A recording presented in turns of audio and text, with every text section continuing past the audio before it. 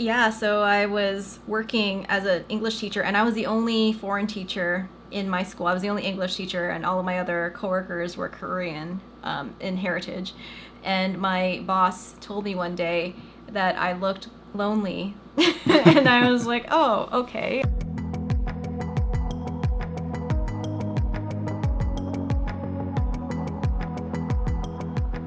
Hey guys, welcome back to our channel. Today's video is super special because we are celebrating hitting 40,000 subscribers, which is insane. I never in my wildest dreams thought that this channel could grow to that number this fast. So thank you to each and every one of you who have subscribed and are enjoying our stuff, because you guys are why we do it in the first place.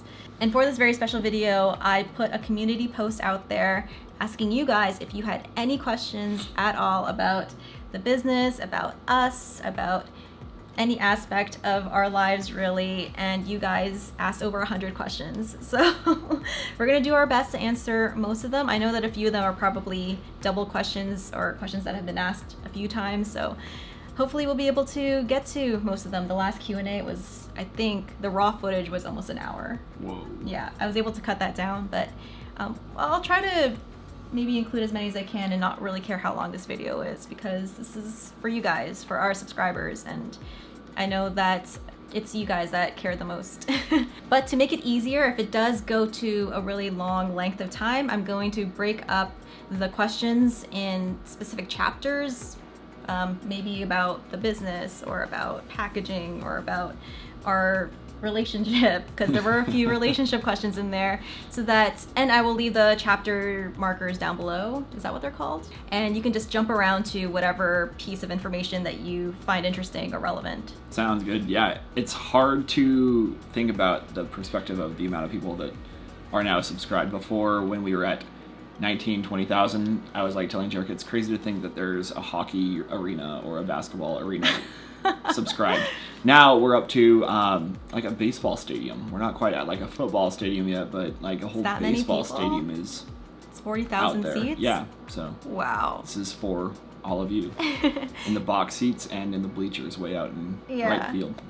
And before I begin, I want to say happy birthday to a very special little girl, my niece Aria, who just turned 4. She watches me, she says, every single day, so hi from your Auntie Jerica and Uncle Cale, and know that we love you so much and are hoping that your birthday is really special and amazing.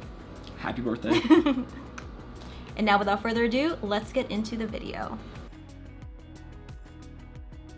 Amanda says congrats on your milestone. Thank you, Amanda. When you were first starting out in your business, how did you get your name out there? I'm trying to start up my own soap business, and it's a struggle to get my name out to the surrounding community where I live. So how we got our names out there was definitely through the farmers market. For the longest time before the farmers market, I was just trying to get online sales and just trying to get my friends and family to buy from me, and that is a struggle. When you don't have any following, it's so tough. I would say it is so mentally difficult to keep going when you feel that no one cares about what you're doing. I get that so hard, and it's tough to do that in any amount of time, let alone a year. I didn't let that stop me. I kept going. I was working my 9 to 5, so it wasn't something that I felt pressure to succeed at. It's just something that I wanted to succeed in. So I just let that motivate me and keep me going, because I understood that whatever was going on with my business, I was just starting it. I'm not a business expert. Like, why would I get immediate sales right away? Even though it was tough, I had to be real with myself. I had to be real with my abilities and had to face the fact that I'm brand new. And if I was a customer and I saw a brand new company with 10 followers on Instagram, would I buy for them? Probably not right away. So it's something that you have to build up, one follower on Instagram at a time, by posting your pictures, by continuing to talk about it with your friends and family, by going door to door even at some local shops and boutiques to see if they'll hold your product, getting involved in your community and either attending farmers markets or vending at any local fairs or events that are happening at the time. All of that is something that you're gonna have to do, and that's just all I can say. If you're struggling, there's always something that you can think about doing to push your business forward. A lot of people, when they start this business off, they want results immediately. And I have to say, it's not gonna happen right away. Even this YouTube channel, I started it after 3 years of being in business. And that's when I started to see really, really good sales from the YouTube channel. So you can see how in 3 years of doing this, I hadn't even reached my full potential yet. And I, even now at this point, I haven't reached my full potential yet. So we're all going through an evolution. And if you are comparing yourselves to other soap companies, don't get into that trap and don't get into that mindset, because everyone that you see that is doing really great had to start somewhere. And maybe you're at that same point that they were at in that same length of time. So give yourself grace, give yourself that time, and be okay with the struggle, because it's going to be a struggle for quite a while. All right, next question is from Stacy. She asks, congratulations on coming so Thank far. you. I want to start a soap business. Do you have any tips on starting out? I think you are amazing and love your videos. I would say if you're at the point where you have an amazing product and you're proud of it and you can't wait to tell people about it because it's just so awesome, and you have a business concept, that's definitely the time to start thinking about making it into a business. And when you first start out, I would highly recommend to make it as original as possible while still catering to the target customer that your brand is all about. And the reason why I say that is because I've had a lot of people that are brand new soap businesses, like they popped up in this year and they have essentially ripped off everything like about my company and brand, and it just makes me feel so shocked that people would do that. But I also feel a bit of sadness for them because they are modeling their business after somebody else's, and that's not really a great foot to start on. So if you are starting a business, bring something to the world that no one's seen before. And it might be something that has inspired you. You can look to other brands for inspiration and bring that to your own brand. But when it comes to providing something to the world, just don't follow trends. You should be the trend and make something completely new, and take the time to really come up with a really great concept that will get people's attention. Also, if you're just starting out, give yourself a lot of grace and understand that if you don't have a lot of sales coming in, it's not really a reflection on you as a business person. It could just be that you haven't had enough time yet to really practice and get your business skills to where they need to be so that you are selling things steadily. Remember, I was doing this for about 1.5 years before I started to see some sort of regular sales because I was at a farmer's market. So it could be something like that where you just haven't come up with it yet, and to not be too hard on yourself. Remember that you are trying to do something that people go to school for. People get degrees on business. People spend tons of money to become experts at marketing. And we're all trying to learn this all on our own. So give yourself a lot of grace, and if you don't see the sales right away, either keep going or start pivoting or start thinking about the next idea that will get you those sales. Wesley says, congratulations, how did you start your journey? So this is a really good question. I was working at Apple, like I mentioned before, and I was really stressed out from that job. Very stressed out in a way that I've never been stressed out before. And it actually broke out my skin in a really terrible psoriasis rash that covered most of my body, if you can believe it. It was the most horrific thing that I'd ever gone through at that point, and I was really scared about what was going on because I had no idea. And the way it works in Canada is if you go to a doctor and you ask them about what's going on and they refer you to a specialist, it could be months before you actually see that specialist. So for me, he scheduled me an appointment with a specialist, with a skin specialist, because he actually diagnosed me there right then and there. He said it was psoriasis, and the doctor scheduled me an appointment with the skin specialist 3 months from that point. And he also prescribed me steroid cream to rub on my body. And I wasn't very happy about this because, like I said, most of my body was covered in these sores, and this little tube of steroid cream that was really hard to get on, it didn't rub on very smoothly. I couldn't imagine having to apply that all over my body every day. It just, the thought of it made me cringe. So I put the steroid cream away and I started to research more holistic ways to help with this horrible rash. And there were a few dietary changes that I applied, And then another thing that I looked into was making my own skincare. And another thing that I discovered on this journey was how to make soap from home. Because I figured this is a skin condition. I really want to be gentle on my skin. What can I do to help with that aspect of my illness? And the first video that I watched on making soap was a Soap Queen TV video. And I was hooked. And I went down this insane rabbit hole of learning how to make cold processed soap, and I became obsessed with it. I decided right then and there I needed to learn how to do this because I wanted to make my own soap. So that's what I did. I ordered supplies. I figured out where to buy them from. I joined soap groups on Facebook. I went into it head first because I wanted to learn how to do this. And once I got the supplies and I made my first loaf of soap, it was a peach soap, I remember this, I fell in love with it. I just became so obsessed with this brand new thing, and I used it and my skin loved it. And I did eventually heal from that psoriasis flare up, and I never had one since then, but that's how it was born, that desire to create products for myself that I knew every single ingredient that goes into that product and how that product is made became super important to me. And once I started to make more and more, I told my friends and family about it. They tried my products, they loved it themselves, and that's when I started to think I could really make a business out of this. And I'd always been entrepreneurial. I tried to be a photographer before, that didn't work out, but I started to think maybe this is something that I can do as a business, and that's when I started to think about it more and more. I created a brand, I created a company, I designed a logo, I launched an Instagram page, I did all of that, and I did sell some bars of soap, so that was really cool.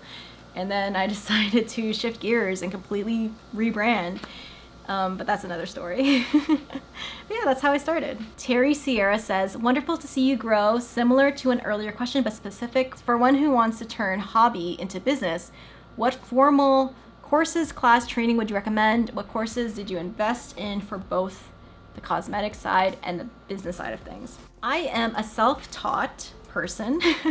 I drove my own learning through watching videos, by joining soap groups, by reading articles, by joining forums, just really soaking up as much as I could about the actual process of making soap and also the business marketing side of things. I learn everything by doing. I'm not a good course taker. I don't like to follow curriculums. If I have a very specific question in my head, I want to know the answer right away. I don't want to wait until next week's class to learn about this and that. I want to learn it right away. And my career, before I started soap making, I used to be a technical writer, and that career by definition is a person who gathers information as much as they could, and they turn hard to understand information into something that's easy to follow for other people. And I'm not knocking any courses that might be out there where you could learn this kind of thing. There are many out there, but I think it's important for you guys to know that all of this stuff can be learned absolutely for free, just by putting in the time to learn it. Soap Queen TV, I mention her all the time. Her channel is amazing. Brambleberry's website has tons of information. Even the soap suppliers' websites, they have so much information on each ingredient, how to use it, how much to use, all of that. Jemmy asks, congratulations, 2 very different questions. What are some ways to work your hobby towards a business other than reeling in your friends for help? And what is a random everyday food item you could use in soaping that most people might not think would work? Ooh. So the first one, I like this. what are some ways to work your hobby towards business? So a good way to do it is, in my opinion, when you're brand new, is to just start. I know that sounds so obvious, but if you have a hobby and you're excited about it and you're thinking about a business idea, then start thinking about the business name. Start thinking about the whole business concept. Start thinking about what you're going to be offering to people that's different, that no one's seen before. And then once your mind gets going down that rabbit hole, you're going to want to make an Instagram for your business. You're going to want to make a Facebook for that business. And you're going to start with 0 followers. You're going to start with 0 people watching you. Be okay with that. I get that hesitation that you don't want people to really know about what you're doing. But once I did get them involved, that did help my company grow a little bit. So I would recommend trying that. If you don't want to do it, it's going to be a little bit tougher for you, that's for sure. But if you don't, you're going to have to get strangers to invest in you, and social media is one of the best ways to do it. So post every day. There's this soaper that I follow who they're fabulous. They're called Clover Soapworks, and they posted something on Instagram talking about how they started with very few followers, and all they did was just post every single day, and they're now a really huge Instagram page.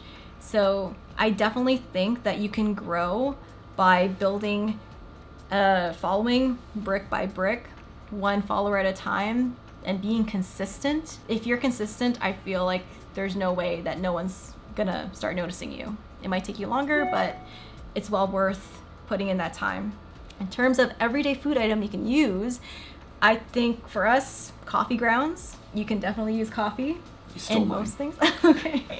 Something that most people might not think would work. If you can puree it, I feel like it would do well in a soap. So for example, if you puree strawberries or avocados or carrots, you can use that pulp, I feel, in soap, and it will work out. I should try that sometime. I was gonna suggest in just me thinking off the cuff here, what if you like grind up like an avocado pit and then use that as an exfoliant in the soap? I would really grind hard? it like super fine. Okay. Because I feel like most people are sensitive to really scrubby things, but yeah, an avocado pit might be an interesting one. Great.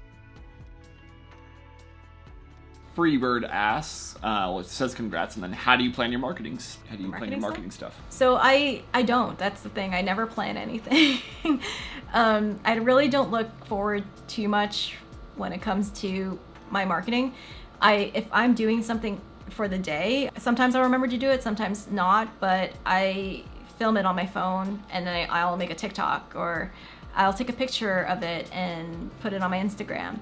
But it's so sporadic, and it's not something that I should be posting more often, that's for sure. But at this point, most of my sales are fed to my website from YouTube, I would say. The short answer is it's not planned. It's very, what am I doing this day, and remembering to take pictures of it. So Kayla asks, could you talk a bit about business development and marketing and the marketing side of things? It's clear you've got a good handle on it. Who do you learn from, and roughly how much time do you spend on that? So when it comes to business development, a lot of it boils down to what's in it for them. Why should they buy your product? And the way you convince that customer is either there's a special ingredient, the visual part of it, you have gorgeous packaging and the product looks good, and then also your ability to tell a story. If you have these 3 things, then for sure people are going to buy from you. And when it comes to the marketing of that, you just have to keep practicing. I'm not from a marketing background at all, and I didn't learn particularly from any one thing. I was just soaking up what I've seen on YouTube videos or articles. There's so much free info out there. I also gleaned a lot of marketing stuff from when I worked at Apple, and I learned a lot about how that company pays so much attention when it comes to the customer experience, marketing their products to people, and how they get those people to buy their products. That I think a lot of that has been absorbed by me, and I'm now using that, whatever I learned from there, with my own business. But a lot of it is just finding that special thing about your brand and product that will convince strangers to purchase from you. It's a very hard thing to find. I admit that. It's not going to be easy, but that's why you have to keep experimenting and figuring it out. One time, an interesting story I want to tell.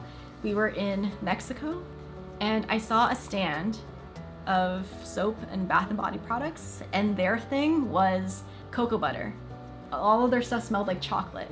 And just because it was their highlighted ingredient, I bought a bar of soap from them.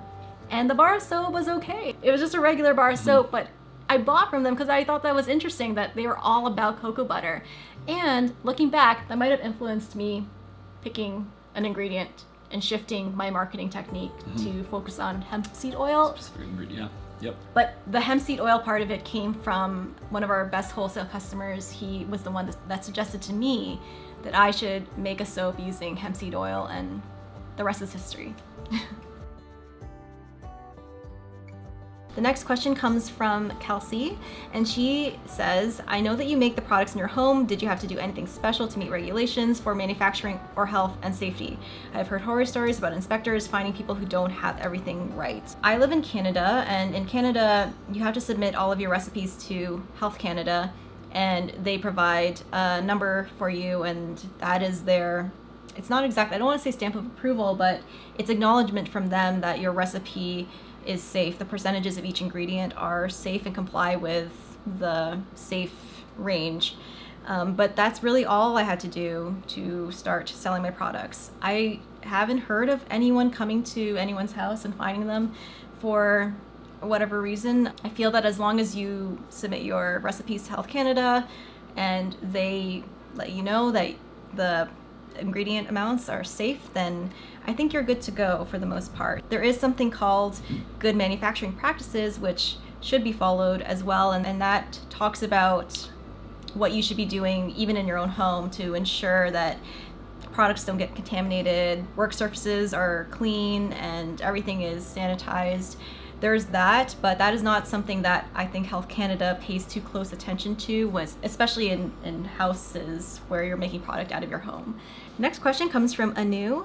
Could you do a part 2 or a lengthier version of the how do I price my products video? Maybe more in depth about Excel and how you use formulas, and if possible, provide a template for us new business owners to use. That would be much appreciated. Love your videos. Absolutely. I think that topic deserves a lot more discussion because it's something that new business owners are always wanting to make sure that they get right, because that's why we're in business in the first place, is to make a profit and to make money. And if you're not doing this step, if you're not calculating how much it actually costs to make your product, you're not in a business, you're in a hobby. So I think I definitely will do that. The whole making a template, I have been wanting to do that for so long, and the reason why I haven't is because I don't know how to do it, and it's something that I have to sit down and learn. I'm that type of person that I would never delegate something that I didn't at least try to learn myself, and that's something that it's a skill that I've been dying to learn, because there are so many Excel spreadsheets that I use that I think my subscribers and anyone who watches me or anyone who owns a small business would definitely benefit from. So stay tuned for that. I can't guarantee it's going to come out anytime soon, but it's something I definitely want to provide for you guys. So know that I'm working on it. As for a second video, yes, that's coming for sure. Bombing Beauty asks, can you do another how to take product photos video? Yes, I could definitely do that. So next question comes from Jessica, and it looks like she is from Texas. She says, when I'm going to farmers markets or any outdoor event, do you have trouble with the heat and or your products? I'm from East Texas, and it can get pretty warm in the summertime. Yeah, that's a good question. Our body butter is based with shea butter, so that melts very easily in the heat. Summertime, we usually do not have the body butter on the tables. A lot of times we will bring it with us. I will have it in a cooler. I'll have all the product in a box and then ice packs in a cooler.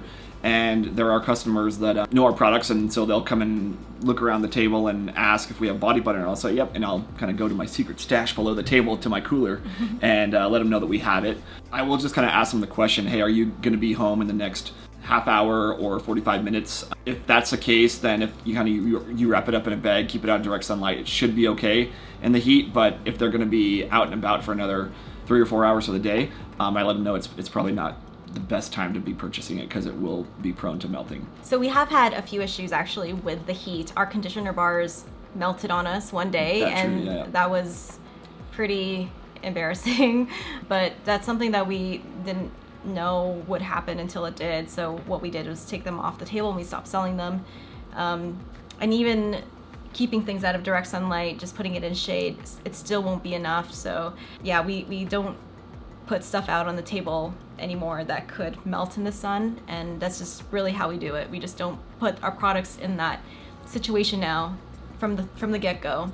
And actually, one interesting story that we had with our products in the sun one time or in the heat are we used to make a face scrub with a foaming bath whip base. And in the sun, it actually expanded to the point where it popped off the lids of the bottle. And that was just like, whoa, that's crazy. Yeah. Yeah. You just hear these poppings. So I would say when it comes to a hot day, you just gotta see it for what it is.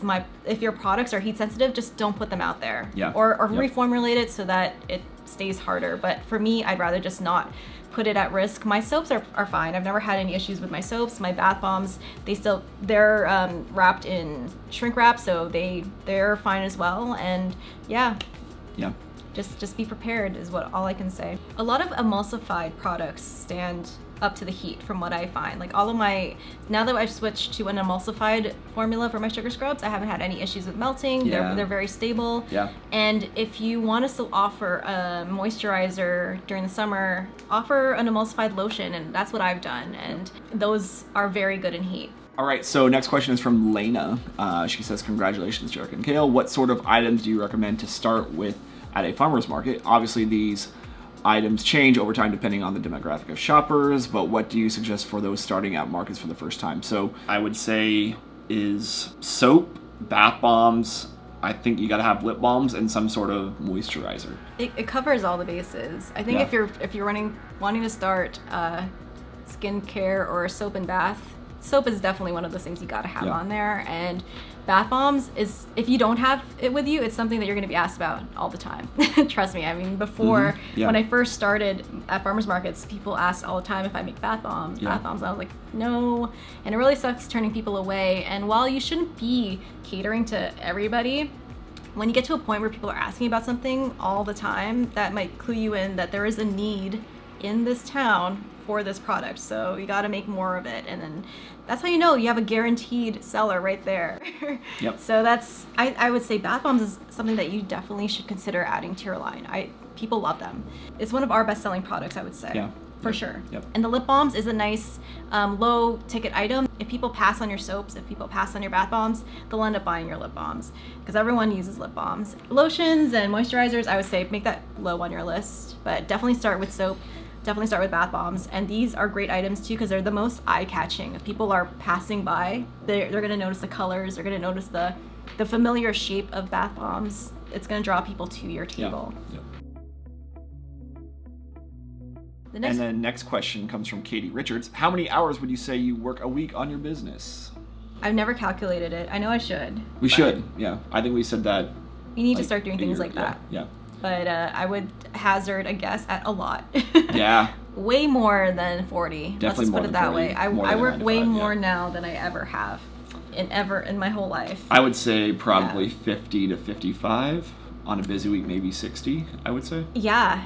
It's honestly nonstop. And that's why I insist that you have to love this in order to be successful, because it's literally going to be your life. And it's not just a type of business where you can just shut off and do your own thing. You're going to have customers that are going to want answers from you. You're going to have ideas in your head. You're going to have deadlines you have to meet. It's just constant work. And luckily for me and Cale, it's work that we love, and it never really feels like work for us. Sometimes it does.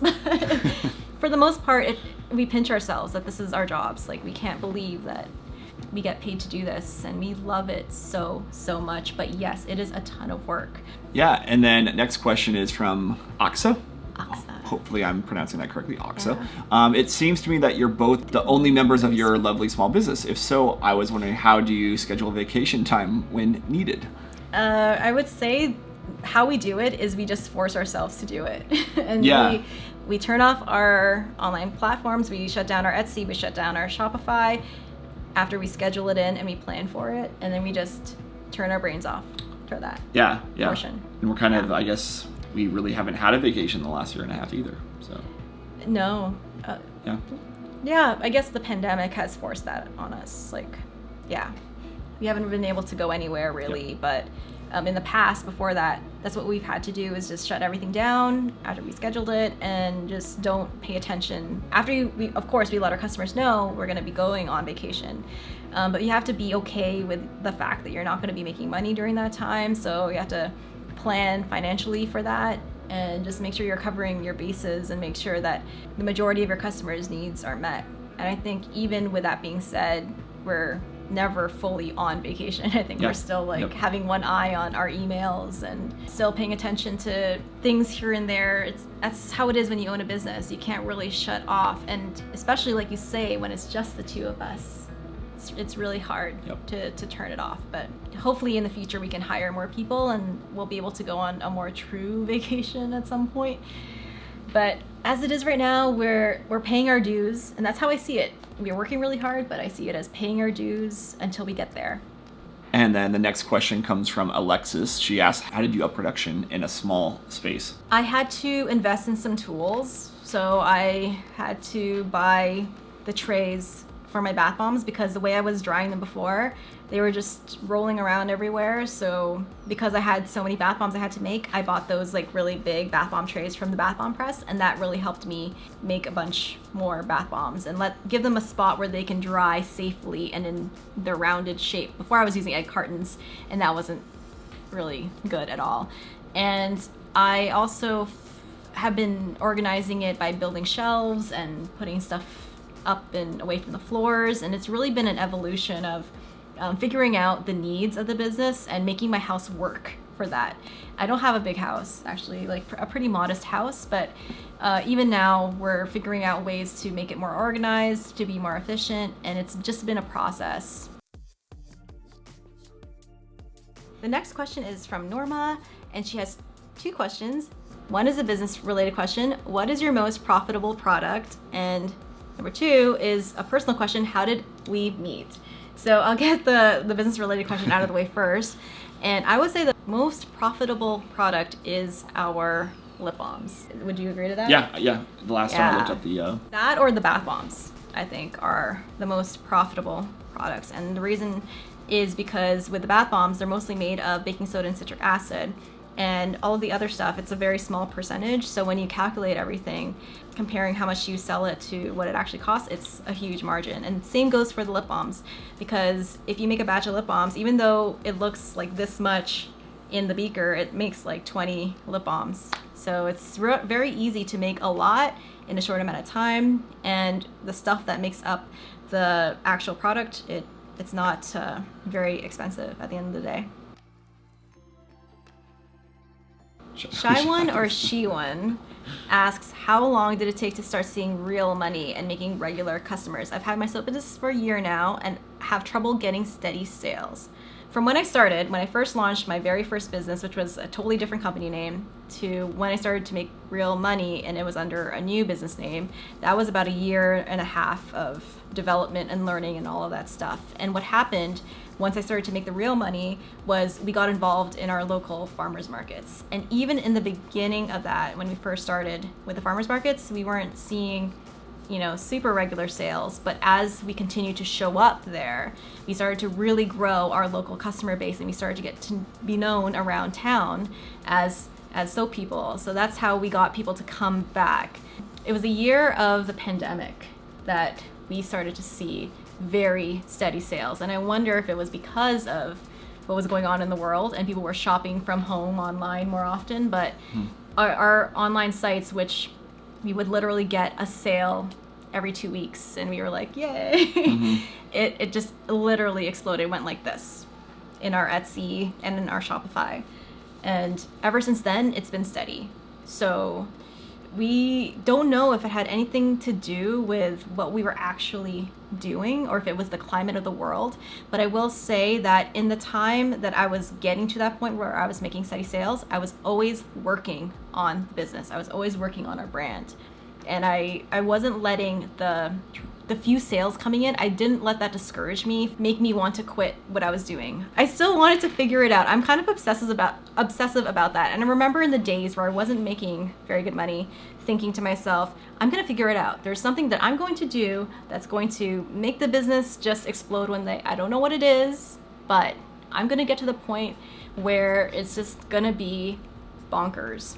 And I would say that. I would kind of just manifest that out into the world. I don't think it's delusional at all or trying to fake it till you make it. It's just putting yourself in a mindset that what you're doing is not a waste of time. You're learning a new skill, you're building towards something great, and it might not be great right now, but every little step is one step forward that will get you to that end destination at some point. So if you've had your business for a year now, I would say a year from when I started, I was still, not known to anybody. I was still, actually a year after I launched my business, I changed my company name. I changed everything because I felt like this isn't working, and I tried something new. So you are on the right track. Just keep going, keep figuring it out. That's the best advice I can give to you, is just don't give up. Just keep going. So Nadine asks, hi there, I love your channel. Thank you all for what you do. I would love to know more about selling wholesale. What percentage do you take off? Minimum orders, do they pay up front? And any other info about the topic? Thank you so much. So for wholesale, I sell the products 50% of the retail price, of my retail price. And there is a minimum, I would say, for soap. Depends on the product, but Yeah, soap is for us is usually it's 25. For bath bombs, it's 50 units. Lip balms is 50 units. Yeah. Some of the jarred products, that minimum is a little bit smaller. Yeah. Yeah, and I would say that when it comes to wholesale, that's not the rule or anything. It totally depends on you and how much you're willing to sacrifice in terms of time and materials to get that one big sale, that high dollar amount. For me, I'm okay with selling my wholesale products at 50% retail, but that might not work for you. You might think that you're worth more than that, or your time is worth more than that. So it really all depends on how much you're willing to do, and it should really be on your terms. You shouldn't really let the customer dictate your prices. And if they are the type of person that doesn't accept your prices, then they're not really worth working with. I found that anytime a wholesale customer is very nitpicky on price, it's just not a good working relationship, because you know your products better than anyone else, and you know how much your time is worth in making them. So definitely set your own prices. I think for wholesale, a discount is warranted, especially if they're buying a lot of it. So I would say at least 50% off, but it can be higher than that, 40% off. Yep. It all depends on you, really, and your brand. For us, we have found also that we are really limiting the amount of wholesale customers that we have too, because the way our business is run with just the two of us, we don't really want to open it up to too many wholesale customers because we just don't have the time. It's a lot of work. People underestimate how much work goes into a wholesale order, but it literally is tons of work. It's not just a lot of materials and a lot of time to make the product, but it's storing the product until everything is ready to package. That's been a challenge.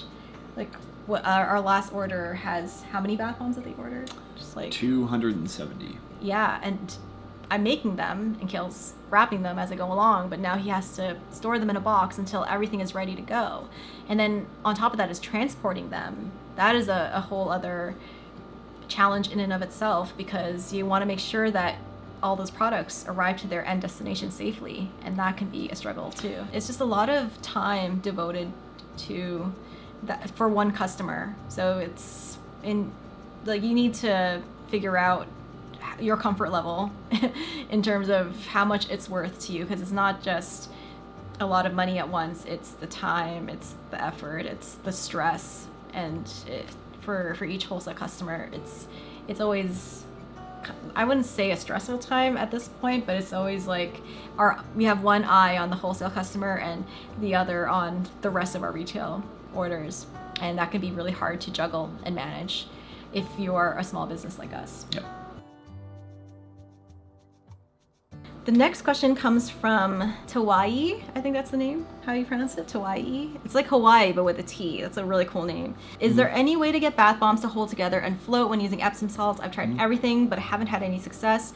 I wish I could answer this for you, but it's actually the reason why I removed Epsom salts from my formula, because I could not get my bath bombs that had Epsom salts to stay together.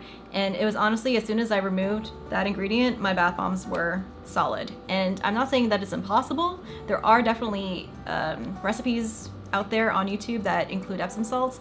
My recipe doesn't, because I tried and failed at that, so I don't have any advice. I guess when it comes to floating, you can pack it less, make sure that you're packing lightly, but in terms of getting the bombs to hold together, I'm sorry, I don't have the answer to that. The next question comes from Denitsa, and she asks how to add titanium dioxide, salts, additives, amounts, the aroma or the fragrance oil or EO amounts, drops, or weight. And to that, I would say each ingredient that you're adding to your soap, you should definitely research that individual ingredient to see how much is safe to use in your whatever product that you're adding it to. And there's resources online that help with that. I have never had an ingredient that I was thinking about adding to my soap that I wasn't able to find how to use it in soap in some sort of online article or video. Like for example, titanium dioxide, I believe Soap Queen will talk about using that in her Soap Queen TV YouTube channel or on her blog, or there's definitely a few soap making blogs that you can go to. Just Google it in there and it will let you know. And when it comes to using fragrances or EO or essential oils, I would highly recommend you use an exact weight when it comes to using them in your products, because you know for sure if you're using the safe amount. Next question. I'm excited for this one from Bombing with Beauty. Can you please do a how-to video to make a clay face mask with measurements video? And I'm excited for this because this is one of the products that I've taken on doing, so maybe we can do a video husband edition. I know we did one like probably over a year ago of sugar scrubs. Maybe we can do another husband edition version of clay masks. And there are definitely going to be other videos of different products where we show you how it's made, starring Cale, because he makes a lot of products that you guys don't know about. One of them being candles. That is a video that's coming up, and I think you're excited about that one. I'm super excited about that one. So keep an eye out for a candle making video, a clay mask making video, and a few other things too. We're excited. Claire asks, what ingredients do you need and equipment to start this from home? So that will depend on the product that you are making. When it comes to soap, it's lye and oils and butters, and you'll need, I have a video on it, actually I'll link it up here, a full video on everything you need to start making soap. Yeah. And it's a long list of stuff, but a lot of that stuff you can also use for cooking. So if the soap making doesn't work out, at least you have spatulas to cook with, and you know, and send us some cookies. Yeah, like a stick blender to make soups with. So I will, the video to that is up here. Dope Soap asks, do you know of any reasonably priced, environmentally friendly, biodegradable shrink wrap for wrapping soaps in? I highly recommend the National Shrink Wrap System. I love them.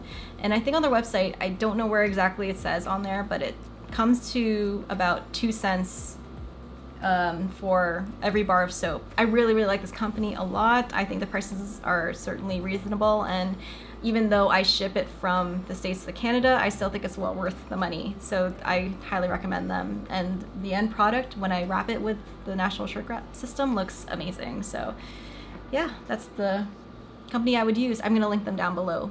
Heidi asks, how did you two meet? Also, where is a good source of hemp oil? Love your vlog.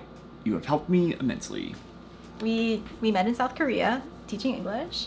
And a good source of hemp oil, if you are local to Ontario, we get ours from Hempola Farms, and they are fantastic to work with. We really like them. If you're looking for a good source, I would just Google hemp farm or hemp oil farm and see what comes up, because there are a lot of these farms popping up that are doing this. I feel that hemp is gaining popularity steadily, like really fast.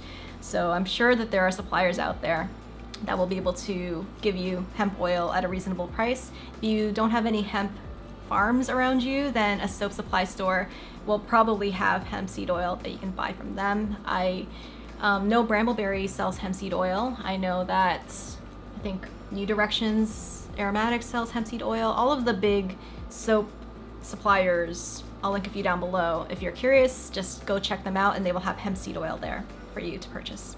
Angelica says, congrats guys, I love your videos. I try to watch every single week. I recently started making shower steamers, Nice. but with all the humidity these past couple months, I have not been able to make any.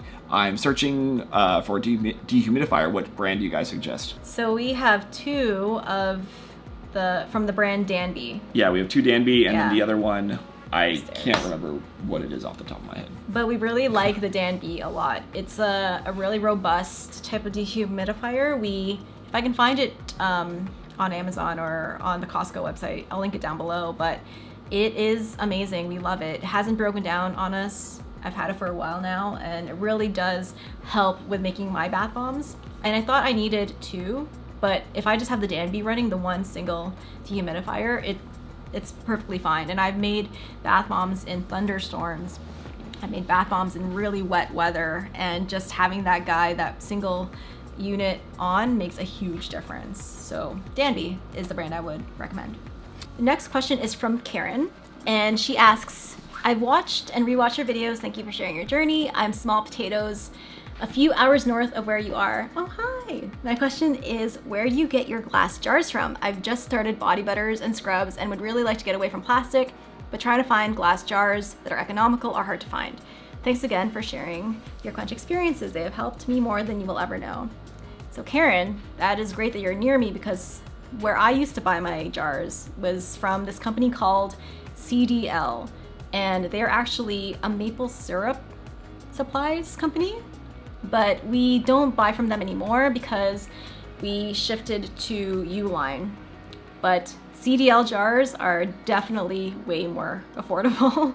So check them out. I will link them in the description box below. The next question comes from Jessica. Are you guys planning to hire help as you continue to grow? Have you tried to set parameters or benchmarks for when you will probably need to do that? Do you guys ever want to open your own brick and mortar store? Yeah, I definitely think it's a great idea to hire help as you grow. You need that. In order to scale your business, that's one of the things you need to do, is hire people. And we've already hired one helper to help us package orders, and it was just on a part-time basis and really whenever we needed that person. So I wouldn't really call it an employee officially, but we did pay her, don't worry. I think a good benchmark for hiring someone is when you literally feel so overwhelmed and you're not able to service your customers to the best of your ability, and you feel like you're pulled in a million different directions.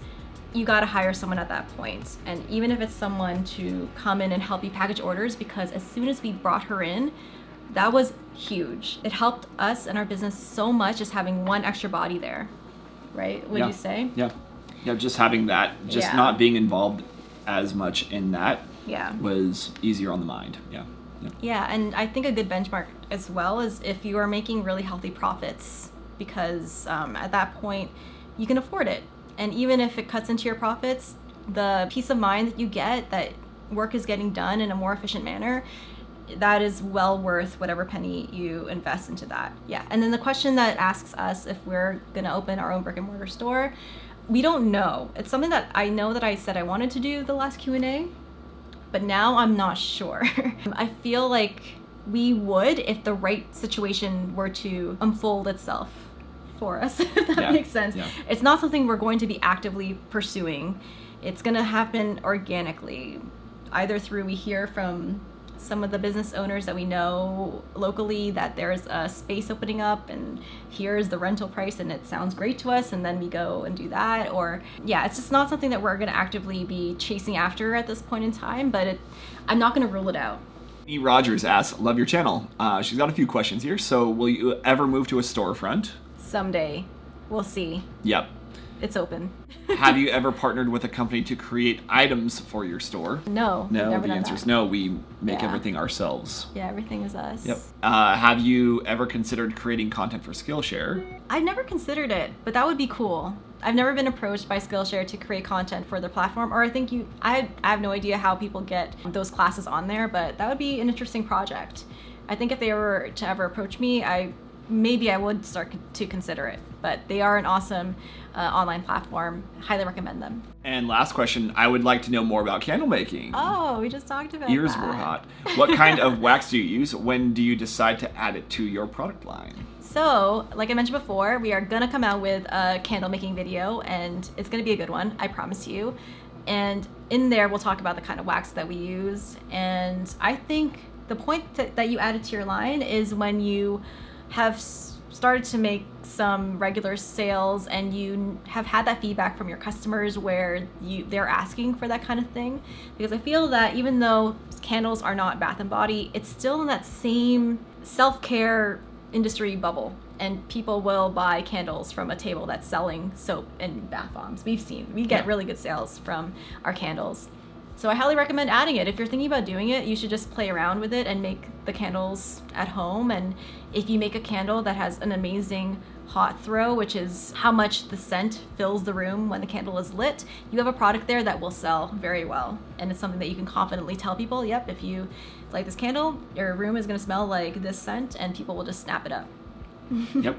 Yeah, so stay tuned for that candle making video. It's coming up. Next question comes from Coconut Lux Collections. How do you come up with ongoing video ideas and stay self-motivated doing it all? I find that there are so many things I'm coming up with every day that it's easy for me.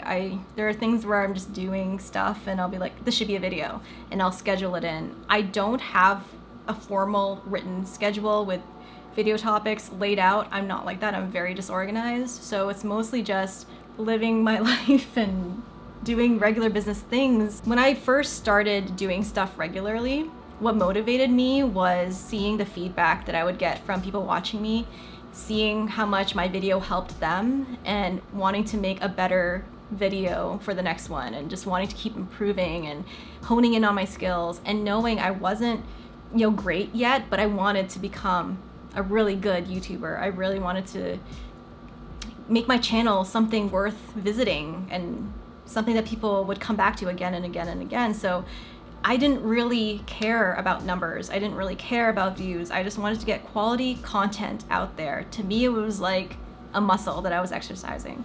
And I think that's the approach that you should have too. If you're thinking about doing this or starting a YouTube channel, don't even look at the numbers. Don't even look at the analytics. Just keep doing what you're doing. And for each video, you're gonna get a little bit better. You're gonna talk to the camera a little bit more confidently. You're gonna find that angle when you're filming things a little bit faster, and you're gonna edit a little bit more quickly, and it's just gonna keep getting better more and more. So I would say that it's a lot of work, but it's so worth it in the end, obviously, because my efforts have paid off, and I love the fact that this channel grew, and yeah, it's not easy, but well worth the effort.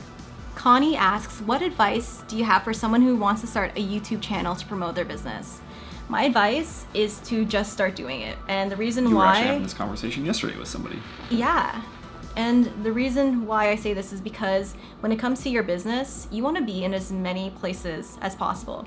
And if you are in a position where you're just starting your business and there's very few eyes on you, that's when you need to start, because you want to not have very many people watching you when you're still figuring things out and you're still trying to get better at something. And that's the attitude that I have always had with my business. Like, it's okay to have a small following. It's okay to have very few sales, because I'm not an expert or I'm not fully confident in all of this stuff yet. So it's okay if it takes a few years to really, really become a master and be great at it. So as you are putting out videos and you're promoting your business, think of that as a seed you're planting in your garden of greatness. And one day those seeds are going to sprout, and they are going to bring you your next customer. They're going to help your brand grow organically. They're going to drive sales to your website. Your sales might not happen right away, but you are building a very solid foundation for your brand and your business. So you should start now and not worry about your numbers, like I mentioned in the other question about building a YouTube channel. Farzana says, first, congrats on reaching 40,000. How or what made you decide to start your YouTube channel? And how do you decide what to upload here? You guys are so inspiring, and your knowledge on everything you do has me hooked. Thank you for being so generous. May it return to you 40,000 times fold. Thank you Nice so message. much. what made me decide to start YouTube was I always wanted to, always. And I actually bought the camera that I use now for most of my YouTube channels like a year and a half before the YouTube channel started to gain traction. And it was just sitting there collecting dust, and I tried to make a few videos, and I uploaded them, and I literally lost all interest in it. So you can see, if you look in my history of videos, there's literally like, I posted something in December of 2020, and then my next video came in September. And so the reason why I started up again was because I was contacted from a company that really liked the videos that I made. And this was around, I was at 300 subscribers, and they liked them so much that they offered to send me some free product as a thank you, and also in exchange they'll feature my video on their website. And a light bulb went off in my head, thinking, if I was able to get the attention of a company at this small of a channel, then if I keep going, maybe I'll be able to do something with this. And so that's what really got me going. And as I pushed more videos out, I started to notice my subscribers really appreciating my videos more and more, and their questions that came in inspired the video topics for the videos that I made. And what really inspired me was seeing that number beginning to really grow. And I did notice that there was a missing piece of the soap tube world where not many soap tubers were talking about the business side of things. So I think that's where my channel really grew, was because I had the 3 years of experience of running a business, and I was able to talk about it from the perspective of a lot of people who were starting this and didn't know what to do because I had been there. I also had all of that knowledge that got me to where I was at that point, which was I was making regular sales. So I felt like I had valuable knowledge that people really wanted to hear. And that's what really inspired me to keep going. And that's what's inspiring me now to this day. And the video ideas all come from, I think I mentioned, was just regular life, just my business, and thinking, hey, this is really hard for me to figure out when I started. Let's talk about this in a video. So yeah, that's really how it started. The Soap Chef asks, that is incredible. Congrats, you two. I remember just 9 short months ago, you were only at 2,000 subs. My, how you've grown from 2,000 to 40K in such a short time. Wowzers, truly amazing. Tell us how you accomplished that. Continued success to you both.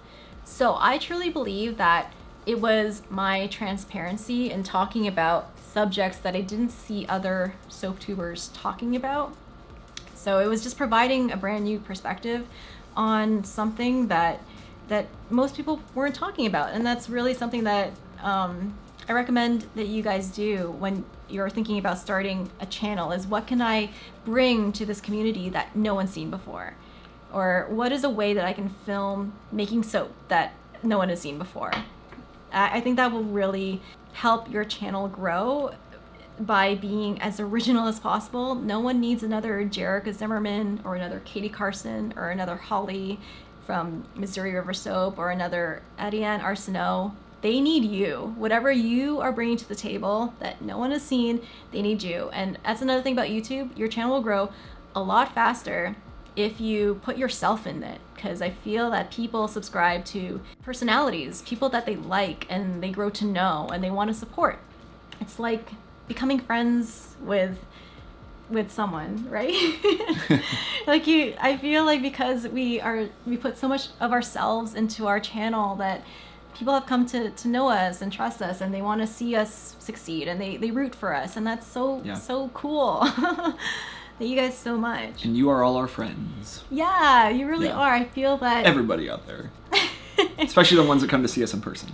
Oh yeah, that's really cool. That's been awesome. Yeah, don't do it for the money, don't do it for the fame, don't do it for the high sub count. Do it for the love and passion of sharing something about your talents and your abilities to an audience. And if it's about that, people will pick up on that. They will see that you're a genuine, cool person that has this really interesting talent, and they will watch you. So just keep putting the videos out there. Also, consistency was a huge part of it. I did Vlogmas, or tried to do Vlogmas, so that helped boost my channel a ton, even though it burnt me out. I got really tired. But Yeah, consistency. I post twice a week. Back in January, I used to post 3 times a week, and that was crazy. But yeah, try to be as consistent as possible. Just keep putting the videos out there. And the next question is, how did we meet? Do you want to take this one? Sure. Jarek and I both had the opportunity and the privilege to go over to South Korea to teach English. So we met in the year 2010. We were living in the same town together, worked at different schools, but all the different native English speakers would kind of get together in the evenings and on the weekends to pal about and have a good time, and that's where we crossed paths. Yeah, so I was working as an English teacher, and I was the only foreign teacher in my school. I was the only English teacher, and all of my other coworkers were Korean in heritage. And my boss told me one day that I looked lonely. And I was like, oh, okay, I think I'm okay, but sure. And then he suggested that I hang out with another English teacher who was working for another school that his friend was the owner of. And so he set me up on a play date with this other teacher, and she was this lovely, amazing American girl from I think it was Tennessee, and she told me about the foreigners night or pool night, and she wanted to take me there so that I could meet more people. And so I really eagerly agreed, because even though I'm an introvert, it is very isolating to be in a foreign country all by yourself. So I decided to go. And on the night of, she actually called me and said she was really, really sick and she wasn't going to go anymore, but I could go if I still wanted to. And she gave me instructions on how to get there. And it was that night I was like, okay, you know what? I usually would have said no. I would have been like, no, I'm not going to go by myself. That's crazy. But I guess my boss was right. I was lonely, because I decided to hop on a taxi and head over there. And that was the night I met Cale. And I had a little scooter there. Yeah. And so I make the joke that Jarek could just use me for transportation. So this question comes from Dawn, and she asks, what is it like to work and live together? How has running a business together affected your relationship? Do you miss the 9-to-5? Pros, cons of each. So let's break this question down. I think that working together and living together is tough. It's fun, but it's tough at the same time. There are really great things about it, and then there are the challenges. The great thing is that there's no commute. You can just get here, you wake up, roll out of bed, you're at work. That's fantastic. You have your own schedule. That's wonderful. But the challenge comes in separating work roles from husband and wife roles. So we find that our communication is trying to find that balance between talking to each other in a professional way like business partners, but at the same time remembering that this is my husband Cale and I have to put on that marriage helmet every now and then too. So it's tough finding that balance, and I think we're still trying to find that balance. And how has running the business affected our relationship? I feel like it has strengthened it, but it also has challenged it at the same time, for the reasons why I said. If you are having conflict with coworkers, you can have HR involved, or you know kind of to hold yourself back a little bit when it comes to your professional life. And it's tough when you're having conflict, your employee or coworker is your spouse, because you got to remember, is this how I would communicate if I was in a work situation? Do I miss the 9-to-5?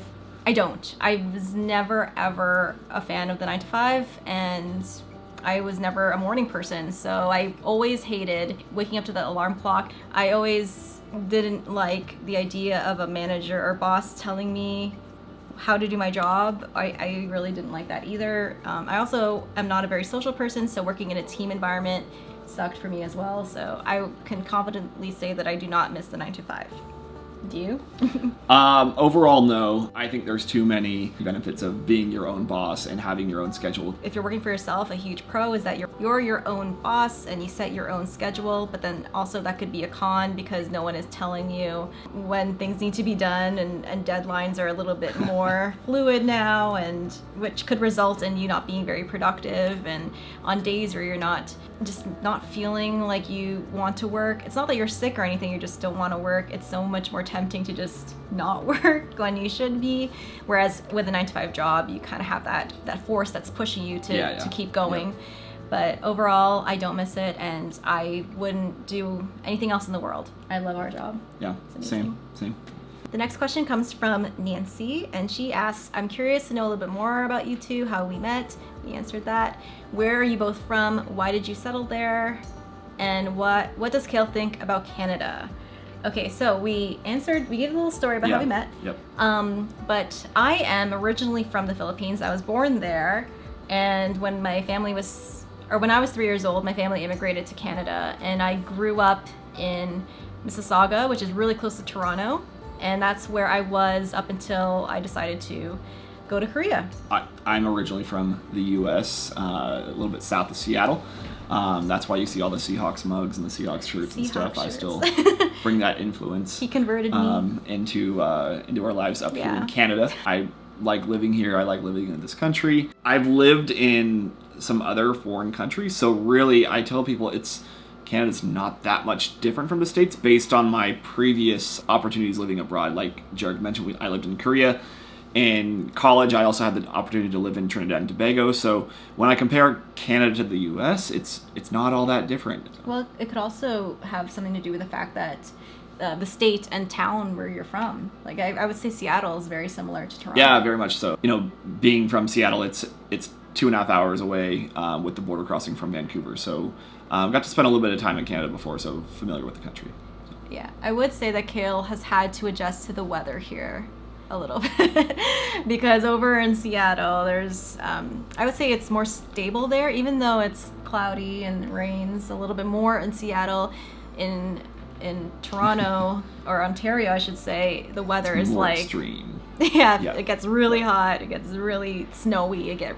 And when it rains, it's like a thunder shower. So it's something that you had to kind of come to terms with a little bit. I know how to use a snowblower. Yeah, that was. I have a winter jacket. I didn't have a winter jacket when I moved here. Yeah, the one that boots. I thought was a winter jacket was apparently like a fall jacket. But, yeah. I didn't have any boots or anything when I moved here. Cale was really stubborn about that. He just refused to get winter gear until he experienced a Canadian winter here, and he was like, "Okay, I need." Being from the Pacific Northwest, we would always just have thin jackets, and you would just layer up. Yeah. So everybody would be wearing like 11. North Face jackets or something, and that would keep you warm enough outside, and that doesn't do the trick. He actually is really hesitant to even use an umbrella because he just doesn't want to use weather tools, I guess. Okay. So next question comes from Tiffany, and she goes, how did you convince Cale to help you with the business? I don't know if I convinced you. I feel like you've always wanted to just help me. And I think there was a time while you were still doing your job that I was trying to talk you into quitting your job and joining the full time. Do you remember it that way too? Yeah. And it was while in that period where our sales exploded that was what pushed Cale to finally cut ties with his 9-to-5. I was still working my 9-to-5 up until several months after that. To answer your question in a few words, I was able to convince him through making money through the business, and I was really lucky with Cale, who was really supportive from the start. And I know that a lot of husbands, like I hear it all the time. You guys message me like this question a lot, actually. And my spouse, how do I get him to help me or her to help me? And really, it's just you're gonna have to be alone for a bit, and it might be the point where you're making the money is when your spouse will pay attention, and that's the bad news. But yeah, some people might not pay attention. Who knows? Yeah, or they might not be wanting to help you at all, and if that's the case, that's going to be a tougher road for you. And hopefully, you're with someone that sees your struggle and recognizes it and wants to help you with whatever you're struggling with. But I know that with you, I was so lucky with Cale. He jumped right in, and he believed in me from the start and supported the business from the beginning. So thank you for that. I really am thankful. You're welcome. But the money helped. Marissa asked how we met. We met teaching English in Korea. Allison asks, my husband is soon switching from his job to helping me with the business full time. How did working together affect your relationship? Is there anything we should be thinking about before making that move? Working together will affect your relationship 100%, because we mentioned before, you will have difficulty removing the wife hat and putting on your CEO hat, or removing your husband hat and putting on packaging manager hat, and talking to one another in a way that's efficient for your business. That's going to be the toughest part of it.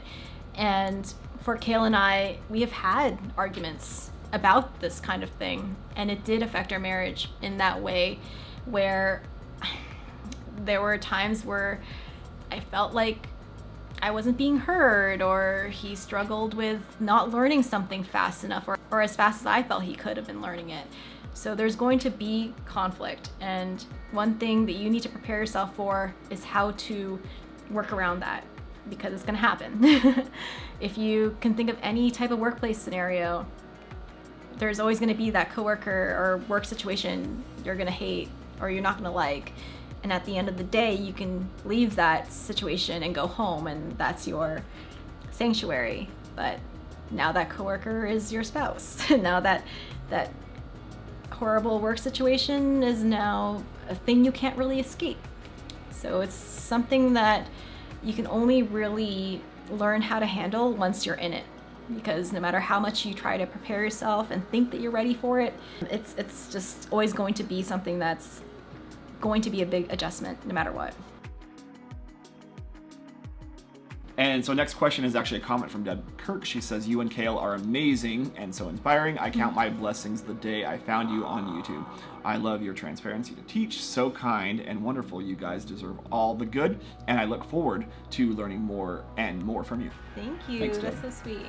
And next we have a comment from Pat B. Congratulations. It has been hard work, we know, but really helpful to all of us. I think the path to 100,000 subscribers is set.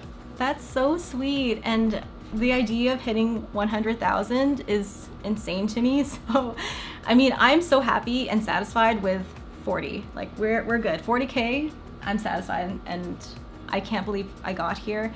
So, I mean, the idea of getting even more than that is mind-blowing. But if I do, wow, I should do something really crazy and special for 100K if that ever happens. Go bungee jumping. Yeah. The next comment is from Sandra, and she says, she's so happy for us and my husband, and God bless us. Thank you, Sandra.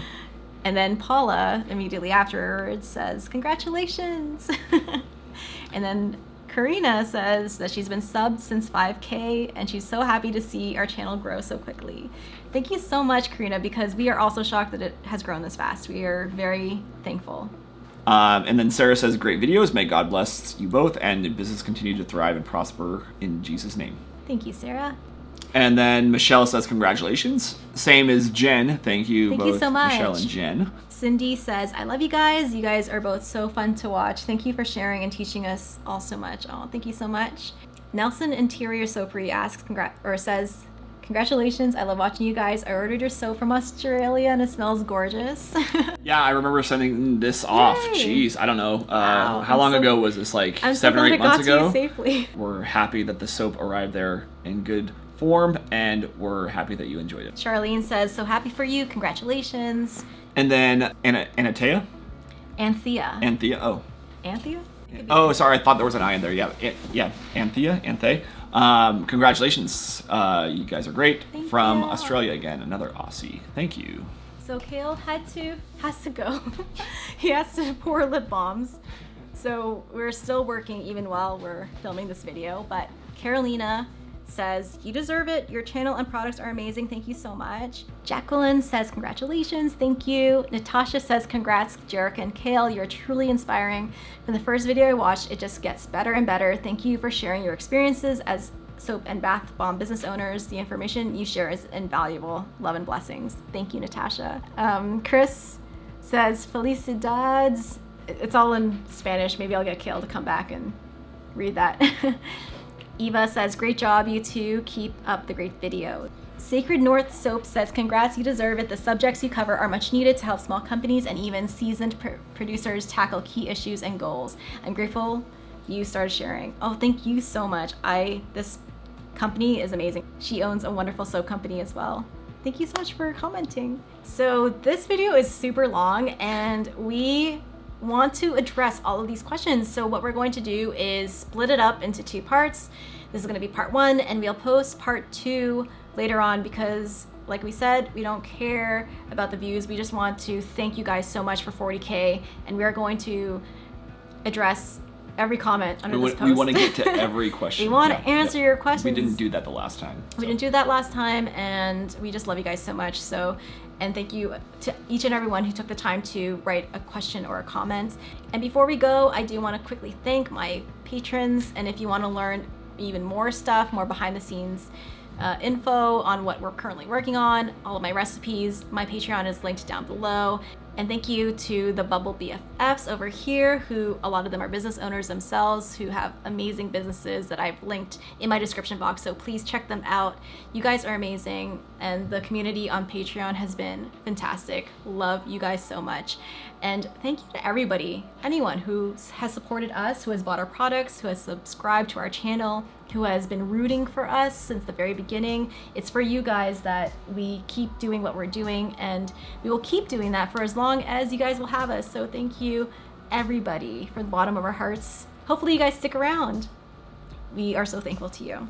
Thank you. And until the next video, keep smiling, keep being awesome, keep making beautiful, amazing things, and we will see you in the next video. Bye, guys. Goodbye.